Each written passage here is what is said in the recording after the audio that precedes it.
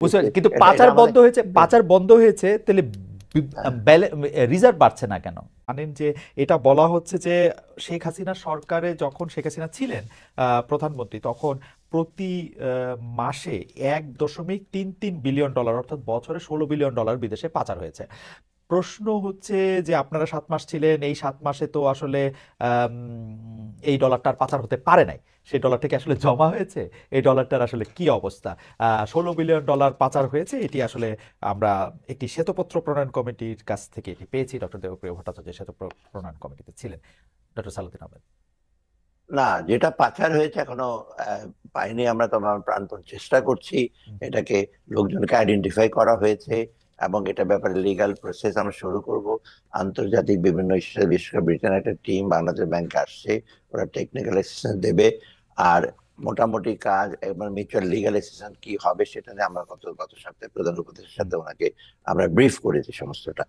এটা এক নাম্বার। আর দ্বিতীয়ত হলো, অলরেডি আপনার যারা পাচার করেছে তার মধ্যে 11টা খুব সেন্সিটিভ কেস, যেটা 1 নম্বরে আছেন আগের প্রধানমন্ত্রী।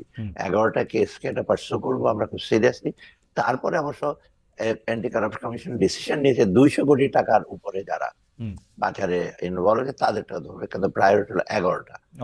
এর মধ্যে সামিট গ্রুপ আছে, এর মধ্যে আপনার এই তো এসালাম আছে এবং শেখ হাসিনা ওনারও অ্যাকাউন্ট আছে, সবগুলো মিলে এইটা একটা।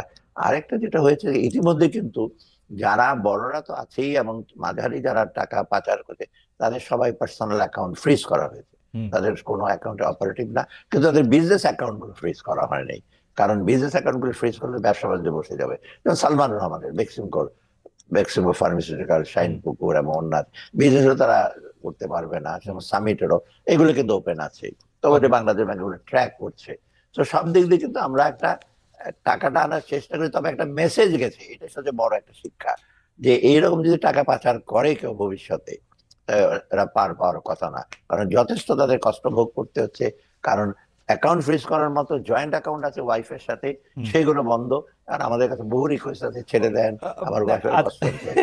না, এটা ইন্টারেস্টিং, কিন্তু আমি আমি আরেকটা জিনিস একটু জানতে চাই, যে যদি এই 7 মাস টাকা পাচার বন্ধ থাকে, অর্থাৎ এই 7 মাসে ওই হিসাবে $9.31 বিলিয়ন বাড়তি জমে যাওয়ার কথা, এটা কি আসলে আমরা এরকম সরলঙ্ক করতে পারবো, যেহেতু পাচার হয় না সেই না না কাছে? না, সরলরকম করে, কারণ এখন হয়েছে কি জানে, যেটা পাচার হয়ে গেছে সেটাতে কিন্তু চলে গেছে। এবং আপনি দেখবেন রিজার্ভ যায় 42 বিলিয়ন থেকে কত নেমে আসছে, কিছু বিক্রি করছে, তারপর এখন 20-এর মধ্যে আমরা কোন রকমে রাখছি। অতএব দেশ এই বিদেশিটা আইসে পাচ্ছি না। আর দেশের যেটা টাকা থাকার কথা, মানে যে ওরা যে কিছু পাচার হয়েছে দেশে, সব টাকাই কিন্তু সব পাচারে চলে গেছে। যেমন এক্সাম্পল, একটা ব্যাংকের চেয়ারম্যান প্রায় 60% টাকা সব নিয়ে চলে গেছে, আরেকটাতে প্রায় 50%। তারপর সালমান তো ধার করে করে 50,000 কোটি টাকা নিয়ে গেছে। আবার এই টাকাগুলো এখন ডিফিকাল্ট কোথায় আছে হদিস, বিশেষ করে তাদের সাঙ্গপাঙ্গ। এটা হয়েছে কি, এগুলো ডিস্ট্রিবিউটেড হয়ে গেছে, এটা কিন্তু মেইন স্ট্রিমে আসছে না। ওকে, বুঝতে পারছি, বাড়িতে রেখে বুঝতে দিচ্ছে। পারছি, কিন্তু পাচার বন্ধ হয়েছে, পাচার বন্ধ হয়েছে, তাহলে রিজার্ভ বাড়ছে না কেন? না, রিজার্ভ বাড়ছে না কারণ পাচার বন্ধ হয়েছে। এখন রিজার্ভ, আগে যেটা পাচার হতো, মানে যেটা এডিশনাল, সেই এডিশনাল টাকাটা আগে আলাদা, সেটা আগেও যে খুব বেশি যোগ হতো তা না।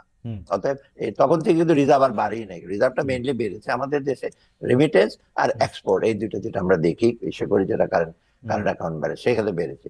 আর ইনভেস্টমেন্ট যেটা balance of payment financial account, সেটা কিন্তু নেগেটিভ ছিল সব বেশিরভাগ। অতএব ইনভেস্টমেন্ট হয় নাই, এই টাকাটা যারা বাইরে এবং এই টাকাটা তো ফাইন্যান্সিয়াল ইস্যুতে আসে না মেইন স্ট্রিমে। এটা আপনার, এটাকে আমরা বলি যে সেকেন্ড টিয়ার ইকোনমি চলছে, ব্যবসা বাণিজ্য কিন্তু চলেছে ভেতরে ভেতরে, ওদের ওদের ব্যবসা, যেটা আমরা বলি কালো ব্ল্যাক ইকোনমি, ওখানে চলছে। এখন এই টাকাটা তো ব্ল্যাক ইকোনমিটা বন্ধ হয়েছে, এবং সেই টাকাটা তো আমরা ট্রেস করা ডিফিকাল্ট হচ্ছে কোথায় চলে গেছে টাকাটা। এই জন্য আপনি দেখবেন ব্যবসা বাণিজ্যের কিন্তু মন্থর গতি আসছে। শুধু ব্যাংকের টাকা দিয়ে তো, ঋণ দিয়ে তো ওই ব্যবসা বাণিজ্য চলতো না, চলতো বেশিরভাগ ওদের ব্ল্যাক ইকোনমি, ওই টাকাটা দিয়ে অনেক ব্যবসা বাণিজ্য চলতো। ওকে, আচ্ছা, গত 15 বছর আর্থিক খাত নিয়ে এরকম ব্ল্যাক ইকোনমির কথা নিয়ে বা নানা ধরনের অভিযোগ রয়েছে। আমরা দেখছি যে সরকার সংবিধানের সংস্কার, নির্বাচনী সংস্কার, রাজনৈতিক সংস্কার নিয়ে যতটা মনোযোগী, আর্থিক খাতের সংস্কার নিয়ে একটা অভিযোগ হচ্ছে সেই পরিমাণ আগ্রহ নাই। এইটা নিয়ে হতাশা প্রকাশ করেছেন আবার শ্বেতপত্র প্রণয়ন কমিটির প্রধান ডক্টর দেবপ্রিয় ভট্টাচার্য। প্রথম আলোকে তিনি বলেছেন, প্রধান উপদেষ্টা অধ্যাপক মোহাম্মদ ইউনূস শ্বেতপত্রটি শ্বেতপত্র প্রতিবেদনটি গ্রহণ বা ওন করেছেন, কিন্তু তার উপদেষ্টা পরিষদে যারা প্রাসঙ্গিক তারা গ্রহণ করেননি। সবচেয়ে বেশি প্রাসঙ্গিক তো আপনি। আপনি কি সেই শ্বেতপত্রটি গ্রহণ করেন নাই বা? আমি না, গ্রহণ তো উনি করেছেন, আমিও তো সেদিন ছিলাম। শোনেন, হ্যাঁ, শ্বেতপত্রতে বেশিরভাগ হলো এটা পোস্ট মর্টেমের, কেন হয়েছে, ওকে। কারা করেছে, এটা হুম, ওখানে পাচার হয়েছে, এখানে ট্রেড ট্রেড ইস্যুতে গেছে, আমলারা নিয়েছে টাকা, তারপর ব্যবসায়ীরা নিয়েছে টাকা, হুম, এইগুলো। অতএব এগুলো একটা অ্যামাউন্ট বলেছে। আর প্রেসক্রিপশনে যেটা, মানে প্রেসক্রিপ্টে যেটা হুম, রিকমেন্ডেশন, হুম, সেটা দেখে আমরা টাকা নিয়ে আসেন, আপনারা এসে ট্যাক্স বাড়ান কমান, এইগুলো। অতএব এইগুলো কংক্রিট না যে আমরা যে নেই নেই তা না কিন্তু। হুম, এখন এটা অনেকে মনে করছে যে ওনার সাথে কথা বলি, সবার সাথে কথা আমরা নেব, পলিসি কিন্তু পাবলিক ভিউজ ওর সাথে নেওয়া যায় না। আমরা নিয়েছি কগনিজেন্সে। এবং অনেক, আমি ফাইন্যান্স মিনিস্টার একটা জিনিস আমি বলি, আমি তো কম কথা বলি বলি, হুম, ভেতরে ভেতরে কিন্তু অনেক অ্যাকশন নেওয়া হচ্ছে। এটারই চিহ্নটা আপনি দেখবেন, এই রোজার মাসে এবার সবচেয়ে স্থিতিশীল। এটা কি হঠাৎ করে চলে আসছে নাকি? হুম, তারপর ব্যাংকগুলি মোটর ফিরে আসছে, ইসলামী ব্যাংক হুম, যেমন টার্ন অ্যারাউন্ড করছে। হুম, অত হচ্ছে, ওদেরটা যে নেই না এটা ঠিক না।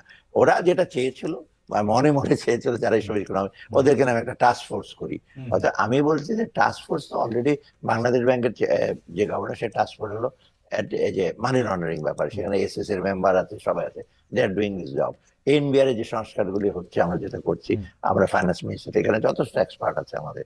আমার ফাইন্যান্স ডিভিশনে 11-12 জন পিএইচডি আছে, additional secretary, who have got practical knowledge, মানে হুম, বাজেট ব্যালেন্স কিভাবে হয়। এখন যদি অর্থনীতি, তাত্ত্বিক দিক দিয়ে তো আপনি এই অর্থনীতি পলিসি নিতে পারবেন না তো। হুম, অর্থাৎ এইটা ওদের একটু, যে আমরা তাদের ডাকি নাই কেন, ডাকি না, কিন্তু ওদের জিনিসটা কগনিজেন্স নেওয়া হচ্ছে। আরেকটা জিনিস, আরেকটা আপনার রিপোর্ট আসছে, সেটা হুম, হলো আপনার প্ল্যানিং কমিশন, ডক্টর ফেরদৌসের নেতৃত্বে। হুম, ওইটাতে বরং কিছুটা ডিটেল আছে, ওইখানে বরং রিকমেন্ডেশন গুলো খুব বেশ কংক্রিট, ওকে। প্র্যাগমেটিক।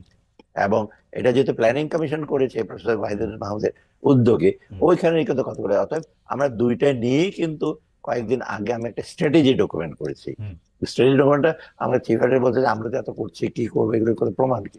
তাদের আমরা একটা প্রেজেন্টেশন দিচ্ছি, ওখানে ওয়াহিদুল মাহমুদ সবাই ছিল। হুম, ওইখানে কিন্তু দুইটার রিকমেন্ডেশন নিয়ে আমরা যে এই জিনিস করছি, প্লাস আমাদের কাছে কিন্তু তথ্য যেগুলো আছে সেগুলি নিয়ে আমরা নিচ্ছি। একটা জিনিস মনে রাখবে, যে কোট করেছে যে তথ্য শ্বেতপত্রে, হুম, সেগুলো কিন্তু দেখো খুব অথেন্টিকেটেড না হলে আমি তো বলতে পারবো না, আই ক্যানট ওন ইট। কিছু কিছু তথ্য আছে সেটা আমার ইসের সাথে মিলে না, বোর্ড অফ ওকে। স্টেটের ডেটা, বাংলাদেশ ব্যাংকের ডেটা, হুম, ট্রেড ডেটা। এখন হুম, আমি কি করবো যে ওরা সঠিক বলেছে? ওরা তো বিভিন্ন জায়গায় স্টাডি করেছে, বিভিন্ন কোর্টে থেকে নিয়েছে। হুম, হুম। অতএব এইগুলি তো আমরা একটু সাবধান হতে হবে। আমরা বলেছি